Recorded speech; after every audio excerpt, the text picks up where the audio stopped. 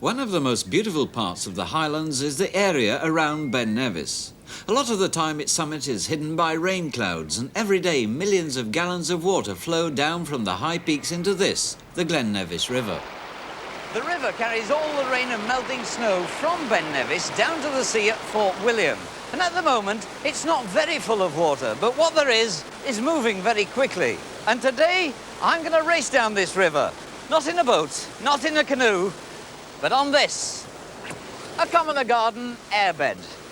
In fact, the very sort you use to lie on in a garden or in a swimming pool. Before I tackle anything hazardous, I like to know what I'm in for. So I took a closer look at the course with river race expert Neil Ewell.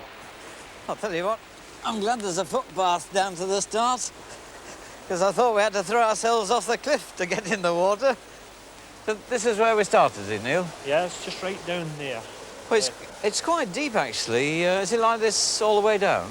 No, different parts of the course, different depths. Yeah. So here, 3 feet, further down, 20 feet.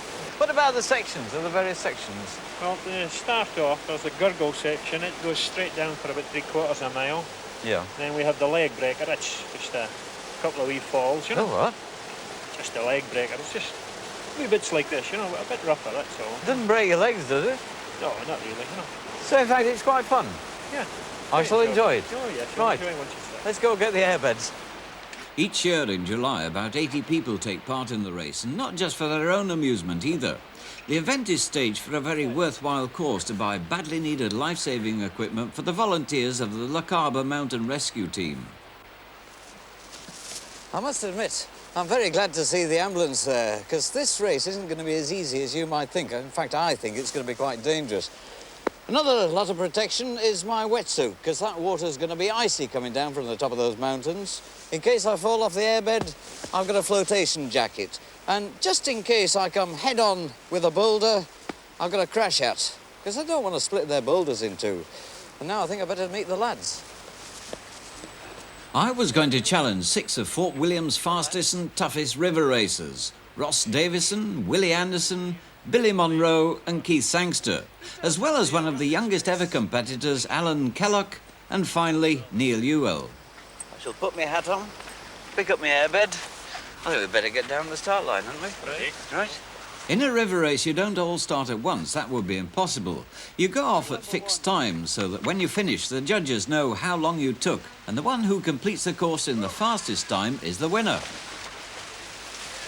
Number 2. As there were only 6 of us, we went off at 10-second intervals. Keith Sangster went in ahead of me at number 5. Then it was my turn. My number 6. Number 9, John. If I'm number 9, I'm in trouble. Number 6, go.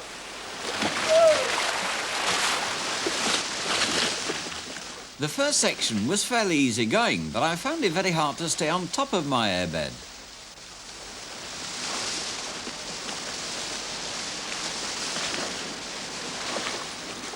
One thing I discovered is that when you're in the water, you can't see what's coming up in front of you until you get to it.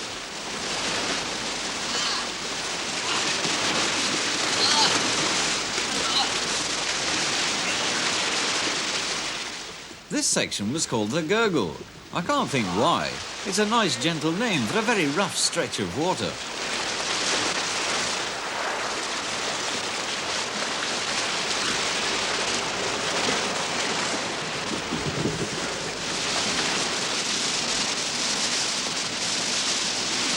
Although each of us had started at different times, we were now all very close together, and there was lots of jockeying for position. Mind you, there wasn't much time for tactics. We were too busy trying to stay afloat.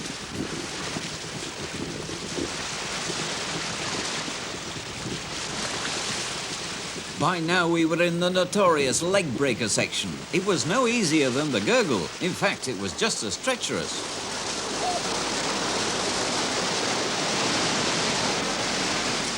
The course is 2 miles long, but not all of it is rapids and waterfalls. Quite a lot is gentle flowing flat water.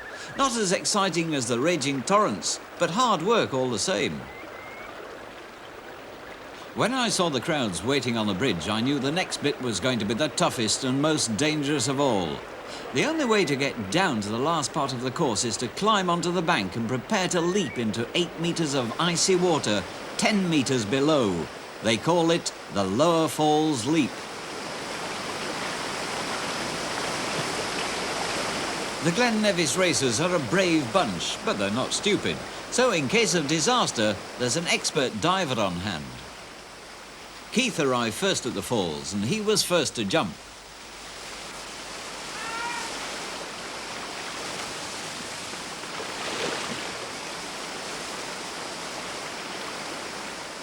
Second man to arrive was Alan, so he went next.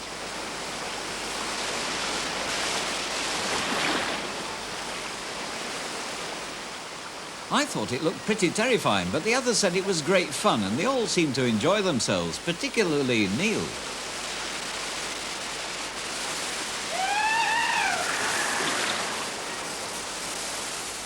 After Neil rose safely to the surface, it was time for me to have a go. Have you ever had one of those days?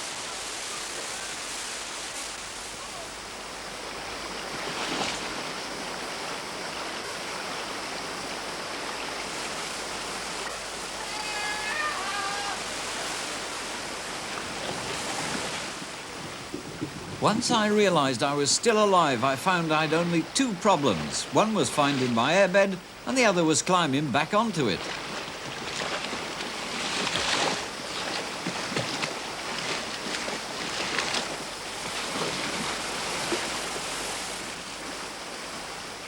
It's about half a mile from the falls to the finish, and it's calm water all the way.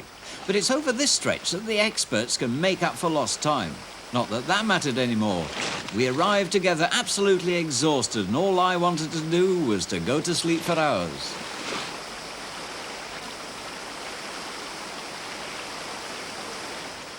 Dangerous and exciting though the Glen Nevis River Race is, we all finished without a scratch. The only person to drop out was Willie Anderson, and all because his airbed got a puncture.